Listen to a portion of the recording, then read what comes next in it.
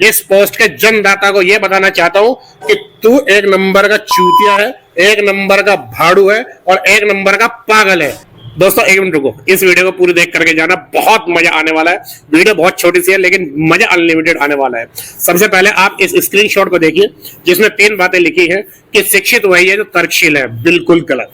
Number 2 कि सोने में कभी आग नहीं लगती, फिर रामायण कैसे कह सकती है कि सोने की लंका जल करके राख हुई थी? बताऊंगा अभी। नंबर 3 कि कृष्ण का जन्म आज से 5251 साल पहले हुआ था और घड़ी का आविष्कार सिर्फ 1500 में पीटर हेनले ने, मतलब आज से 519 साल पहले किया था। तो फिर लोग कैसे कह सकते हैं कि कृष्ण का जन्म रात को 12 बजे ही हुआ था? एग्जैक्ट कैसे बता सकते हैं? बताऊंगा। शुरू करते हैं शुरू से कि सबसे पहले तो यह है कि शिक्षित वही लोग हैं, तर्कशील है। बिल्कुल गलत। शिक्षित वो होता है जिसके पास ज्ञान का भंडार होता है और तर्कशील वो होता है जो बहस करने में निपुण होता है, जिरह करने में निपुण होता है, जो काम वकील लोग करते हैं अदालत में अपने केस को जिताने के लिए। जो वकील तर्कशील नहीं होता है, जिरह करने की जिसे आदत नहीं होती है, जिसे प्रैक्टिस नहीं होती है, जो जिरह करने में माहिर नहीं होता है, वो कभी केस को जीत ही नहीं सकता। नंबर 2 कि सोने में कभी आग नहीं लगती है, लेकिन रामायण कहती है कि सोने की लंका जल करके राख हुई थी। सोने के अंदर एक क्वालिटी होती है जो उसे जलाने से बचाती है। ये बात शुरू होती है जब हनुमान जी सीता की खोज करने के लिए निकले थे और वहां पर राक्षसों ने हनुमान जी को पकड़ लिया था। उनकी पूंछ में कपड़ा लपेटकर घी डाल करके आग लगा दी थी और हनुमान जी पूरी लंका में घूम रहे थे लंका को जलाने के लिए। जो वस्तुएं जलने वाली थी वो तो जल रही थी, लेकिन लंका की दीवारें नहीं जल रही थी क्योंकि वो सोने की बनी हुई है। फिर आपने देखा होगा कि रावण जिस सिंहासन पर बैठता था उस सिंहासन के सामने एक नीले कलर का आपने आदमी देखा होगा, गूगल पर सर्च कर लेना, वो जो उल्टा लेटा हुआ होता है उसके ऊपर पैर रख करके रावण हमेशा बैठता था। वो नीला व्यक्ति जो आदमी के जैसा दिखता है वो थे शनिदेव। अब वे शनिदेव के ऊपर पैर रख करके क्यों बैठते थे कि जब मेघनाथ का जन्म यानी कि रावण के बेटे का जन्म होने वाला था तब रावण इतना शक्तिशाली था कि उसने 9 ग्रह को बंदी बना करके उन्हें इस क्रम में स्थापित कर दिया था कि जिस वक्त मेघनाथ का जन्म हो उस वक्त ये सारे ग्रह एक ऐसी स्थिति में रहे कि मेघनाथ अजय हो जाए, अमर हो जाए, कभी ये मरे ही नहीं। लेकिन जैसे ही मेघनाथ का जन्म होने वाला था शनि ने अपनी स्थिति को बदल लिया था जिसके कारण मेघनाथ अजय और अमर नहीं हो पाया था। तब रावण को इतना ज्यादा गुस्सा आया कि उसने शनि देव को बंदी बना करके अपने सिंहासन के सामने उसे उल्टा लेटा करके रखा हुआ था क्योंकि शनि देव के पास में एक क्वालिटी थी कि जिसके ऊपर कुदृष्टि डाल देते थे वो चीज का नष्ट होना संभव था, अटल था बिल्कुल। तो रावण ने शनिदेव को उल्टा इसलिए लेटा रखा था कि ना तो इसकी नजर कभी ऊपर की ओर होगी लंका की ओर, ना किसी व्यक्ति की ओर, तो किसी को कोई हानि कभी पहुंच ही नहीं सकती है। तो जिस वक्त हनुमान जी अपनी जलती पूंछ को लेकर लंका में घूम रहे थे तब उन्होंने देखा कि ये व्यक्ति कौन है जो बंदी अवस्था में उल्टे लेटे हुआ है। तब उन्होंने शनिदेव से पूछा था कि तुम यहाँ पर ऐसी स्थिति में क्यों? तब शनिदेव ने उन्होंने अपनी सारी कथा बताई थी कि ऐसे ऐसे रावण ने मुझे बंदी बना रखा है। और फिर शनिदेव ने पूछा कि तुम्हारी पूंछ में आग क्यों लगी हुई है और तुम यहाँ पर क्या कर रहे हो? तब हनुमान जी ने बताया था कि मैं इस लंका में आग लगाना चाहता हूँ लेकिन ये सोने की होने के कारण ये आग में नहीं जल रही है।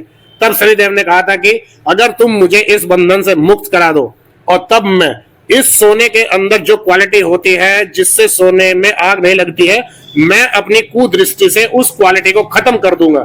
फिर आप जानो या फिर सोने की लंका जाने, इसमें आग जरूर लगेगी। तब हनुमान जी ने शनिदेव को बंधन से मुक्त किया था। तब शनिदेव ने अपनी कुदृष्टि से सोने की लंका, सोने में जो क्वालिटी होती है उसके ऊपर ऐसी कुदृष्टि डाली कि वो क्वालिटी ही खत्म हो गई। तब हनुमान जी उस लंका में आग लगा पाए थे। तो ऐसे सोने में आग लगी थी। ये तो हुई 2 बात। अब तीसरी बात, जब कृष्ण भगवान का जन्म आज से 5251 साल पहले हुआ था और घड़ी का आविष्कार पीटर हेनले ने 1505 में यानी कि आज से 519 साल पहले आविष्कार किया था, तो फिर लोग कैसे कह सकते हैं? अंधभक्त बताते हैं कि फिर कैसे एग्जैक्ट बता सकते हैं कि 12 बजे हुआ था? तो मैं आपको बता दूं कि घड़ी का आविष्कार पीटर हेनले ने पहर के अकॉर्डिंग बनाया था जो हमारी सनातन संस्कृति में लाखों करोड़ों साल पहले से चलते आ रहे हैं। हमारे ऋषि मुनि पहर को जानते थे। आपने भी सुना होगा कि 8 पहर होते हैं या फिर ये पहर किस टाइम का होता है। हमारे पूर्वज तारों की चाल को देख करके बताए थे कि ये पहर अब है और 8 पहर थे ये। थे, सॉरी है 8 पहर होते हैं, 4 दिन के होते हैं, 4 होते हैं रात के। दिन के कौन से होते हैं अब ये भी सुन लो। शुरुआत होती है पूर्वाह्न से, उसके बाद होता है मध्याह्न, फिर थर्ड होता है अपराह्न और फोर्थ होता है सायकाल। ये तो होते हैं दिन के 4 के। फिर रात के होते हैं 4, ये शुरू होते हैं प्रदोष से। फिर दूसरा पहर होता है रात में निशित, फिर तीसरा पहर होता है रात में त्रियामा, और चौथा पहर होता है रात का आखिरी हिस्सा या फिर अर्ली मॉर्निंग, जिसे हम ब्रह्म मुहूर्त भी बोलते हैं, उसे बोलते हैं उषा।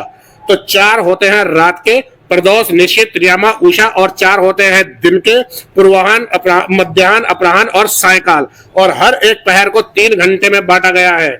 8 को 3 से गुना कर लीजिए, 24 घंटे इसीलिए होते हैं। तो पीटर हेनलेन ने पहर को देख करके घड़ी बनाई है, घड़ी को देख करके पहर नहीं बनाए हैं।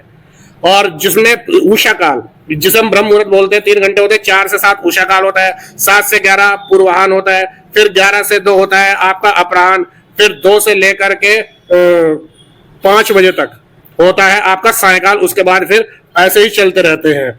तो जिस आप अब इसके अकॉर्डिंग अगर आप चलोगे और रात में देखोगे तो 12 बजे ही कृष्ण का जन्म हुआ था। मध्य रात्रि जिसे बोलते हैं, गूगल पे सर्च करना, मध्य रात्रि में जाना पहर के हिसाब से या घड़ी के हिसाब से। पीटर हेनलेन के पिछवाड़े में इतना दम नहीं था कि वो एक घड़ी में 24 घंटे ले आए, तब उसने थक करके 12 घंटों की घड़ी बनाई थी। अगर पीटर हेनलेन इतना दिमाग वाला था तो उसने 24 घंटे ही क्यों नहीं बनाई। और मैं आपको बता दूं, इसीलिए ये कंफ्यूज करने वाला टाइम है घड़ी का। रेलवे आज भी 24 घंटे के हिसाब से ही चलता है। कभी आपने हमेशा ये सुना होगा कि दिन के 12 बजे हैं और रात के 12 बजे हैं, सुबह के 4 बजे हैं या फिर शाम के 4 बजे हैं। कभी आपने ये नहीं सुना होगा कि सुबह की दोपहर हो चुकी है या फिर शाम की रात हो चुकी है।